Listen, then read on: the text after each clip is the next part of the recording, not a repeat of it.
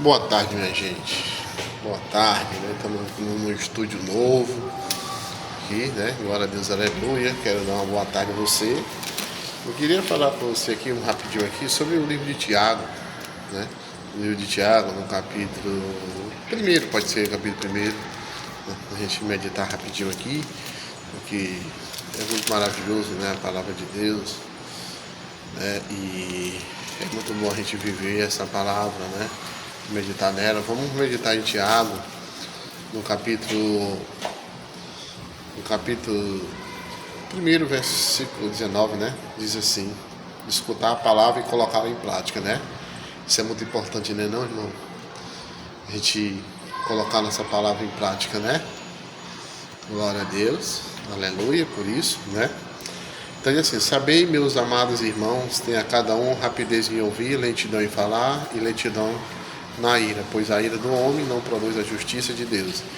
Rejeitai, por isso, toda impureza e excesso de malícia, e recebi com mansidão a palavra implantada capaz de salvar vossas almas. Olha que coisa linda, né?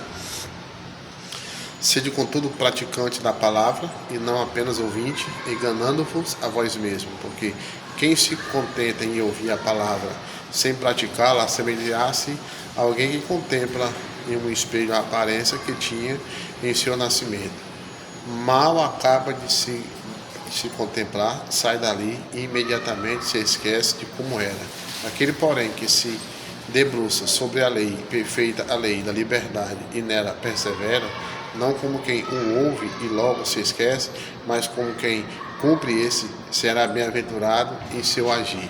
Se alguém crê ser religioso, mas não refreia a sua língua, engana assim o seu coração, a sua religião é em vão. Mas a religião pura e sem mácula diante daquele que é Deus e Pai é esta: visitar os órfãos e as viúvas em suas tribulações e não se deixar contaminar pelo mundo, né? Coisa linda, né? Tiago aqui expressando a sabedoria que Deus deu a Tiago. E interessante, irmão, que o autor continua as suas exortações, né, falando sobre a lentidão em falar, em irar-se e tornar-se praticante da palavra e não apenas ouvinte, a praticar uma religião pura e sem mácula, cuidando dos atribulados e não se deixando contaminar pelo mundo, né? Essa metáfora do espelho aqui, irmãos, é interessante porque representa a reflexão moral sobre si mesmo, né? O motivo comum sendo aqui provavelmente uma alusão, né? Como assim, né? A gente refletir, né? A gente, muitas das vezes, a pessoa prega, né? Prega a santidade, essa pessoa prega cura, prega milagre, mas não vive, né? Mas não vive a palavra, né? Mas ele disse que temos que ser o quê? Praticante da palavra. Tem que ser praticante, né? Porque Romanos capítulo 10, versículo 17, amada igreja, a Bíblia diz que as pessoas que recebem essa pregação, né? Recebem essa pregação da palavra, diz que essa pessoa gera nela uma fé, né? Porque diz que a fé vem para ouvir a pregação da palavra de Deus, né? E ouvir o que? E praticar, né? Porque não sejais o que? Só ouvinte, né? Mas serás o que? Também praticante da palavra de Deus. Porque se eu sou só ouvinte, é que nem aquela pessoa que se olha no espelho, né? Daqui a pouco ela já se esquece como é que ela estava. Então, quer dizer, ela não recebe a doutrina, ela não recebe, não vive nem pratica, né, os mandamentos, né? Amará o Senhor teu Deus sobre todas as coisas, amará o teu próximo como a ti mesmo, né? Andar no amor, praticando as boas obras, andando no caráter de Cristo, fazendo a boa vontade, né, do Salvador. Não é verdade, irmão? Por quê? Porque não é praticante, né? É só ouvinte, né? Aquelas pessoas que só vai mesmo só para ouvir, às vezes até para reparar a roupa da irmã, reparar a roupa do irmão, olhar os defeitos, criticar a obra, criticar o líder da igreja, criticar a igreja, reparar, só para olhar defeito. Esse tipo de pessoas não são praticantes. Porque aquele que pratica, ele vai para adorar. Ele já sai de casa adorando e já chega lá também cheio de fogo. Ali, irmão, quando você sai para adorar, você sai para glorificar, se todos fizessem assim, né, a igreja era uma igreja mais avivada, uma igreja onde ia acontecer grandes milagres, prodígios e maravilhas e grandes libertações, porque as pessoas estão ali só numa concordância, né, adorando, né, adorando ao Senhor e buscando Ele quando se pode achar.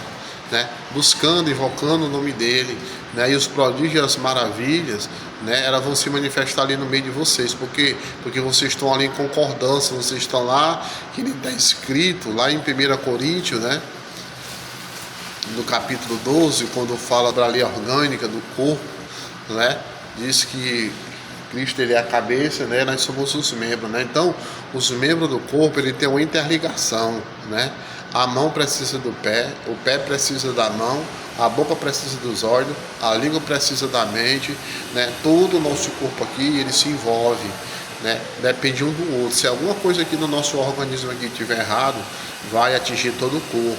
Então nós temos que andar em quê, irmão? Em união, tampar as brechas, andar que nem a igreja, né, lá em Atos dos Apóstolos, né, a igreja primitiva, né, os irmãos andavam em união, repartindo uns com os outros, ajudando uns aos outros, né, e abençoando a obra de Deus, né, e ali a igreja era uma igreja avivada, uma igreja abençoada, uma igreja iluminada, era uma igreja que crescia abundantemente. Você vê que eles eram tão unidos que o poder da oração ali chegava longe. Quando Pedro e João estavam presos na prisão, a igreja se reuniu e foram orar. E a Bíblia diz que Deus enviou ali uns anjos, ali entrou naquelas cadeias, abriu a porta daquela cadeia e aquele pessoal, aquele homem saiu, eles dois saíram do cárcere andando, irmão, a cabeça erguida. Você está entendendo por quê? Porque a igreja ora, a igreja intercede, a igreja paga o preço, a igreja vive em comunhão, a igreja vive em união. Então seja tarde se irá. Quando eu recebo essa palavra de Deus, quando eu vivo essa palavra e começo a praticar e me alimentar dessa palavra aqui, irmão, a ira vai demorar. A ira não vai ser em primeiro lugar, vai ser em primeiro lugar o quê? O perdão, o carisma, o amor, né? Acolher, cuidar, servir, né? Eu não vou revidar o meu irmão do jeito que ele me revidou. Não vou, irmão. Porque eu tô aqui enraizado na palavra de Deus. Eu tô na videira verdadeira, né? Porque ele diz que ele é a videira verdadeira, nós somos ramos, né? E nós estamos lá para dar bom fruto. João 15,5 parte B, né? A palavra de Deus diz que sem mim nada podereis fazer. Então sem Cristo, sem Jesus, jamais eu vou perdoar. Jamais eu vou ser tarde em ouvir e ser tarde em falar.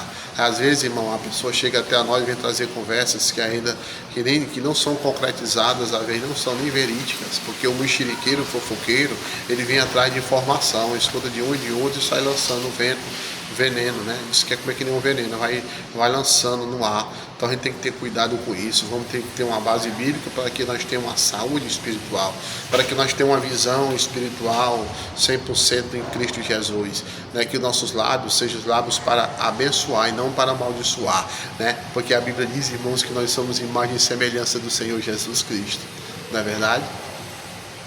Então, se eu sou imagem e semelhança dele, se o meu irmão é imagem e semelhança dele, eu não estou falando do meu irmão, eu estou falando do Criador, meu irmão. E Tiago diz, amado irmão, no capítulo 3, se não me engano, Tiago, ele mesmo diz que quando aquela pessoa ela não refreia a sua língua, que Tiago diz que a língua ela é um instrumento de guerra, irmão. A língua ela é um instrumento de guerra, se ela não for lapidada pela palavra, lapidada pelo poder da palavra, certo? Ela professa a fé e ao mesmo tempo professa a maldição, né? Ele diz assim, meus irmãos, não vos ameis demasiadamente imersos, sabendo que receberam uma condenação maior, pois todos nós tropeçamos em muitas coisas. Se alguém não tropeça no falar, esse é um homem perfeito, capaz de refrear também todo o corpo, né? Quando pomos freios nas nossas bocas, na boca dos cavalos, para que eles nos obedeçam, podemos dirigir todo o seu corpo. Vede também os barcos, porque grandes que sejam e fustigados por ventos impetuosos, são dirigidos por um pequeníssimo leme, para onde a vontade do piloto o pretende. Assim também, a língua é um pequeno membro e vangloriosos de coisas grandes.